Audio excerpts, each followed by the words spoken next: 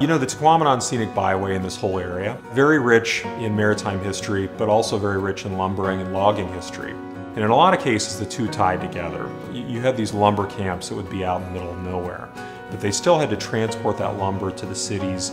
Think of Chicago, think of Milwaukee, Detroit. To build these cities, they had to transport it some way. They even had ships called lumber hookers that were specifically designed to carry lumber in their holds and on their decks, and often those would be passing Whitefish Point. It's an excellent location to see massive ships going around Whitefish Point like they've done, for 150 plus years.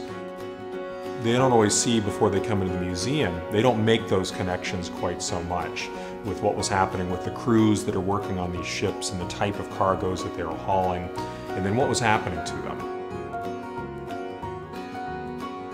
They can go inside that museum and learn about 13 different shipwrecks, and each part of this maritime history that we have up here in the Upper Peninsula, we try to tell the story in a very realistic way.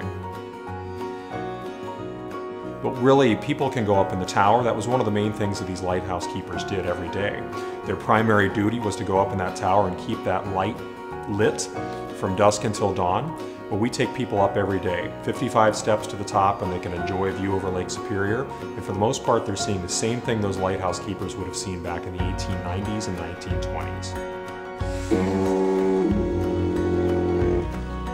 A great place to learn about the lumber and logging history and all the interesting parts of that era is the Tahquamenon Logging Museum.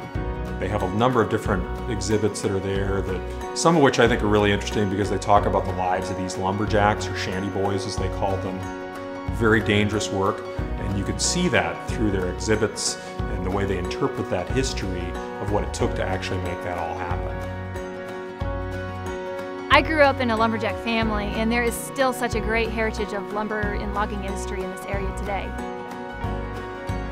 There's a lot of things that whenever I got to the area that I really wanted to see, and one of the things that I think I overlooked till today was this logging museum experience here in Newberry. Really enjoyed the many history moments that I've had here to see the past and how deep the history is in the area.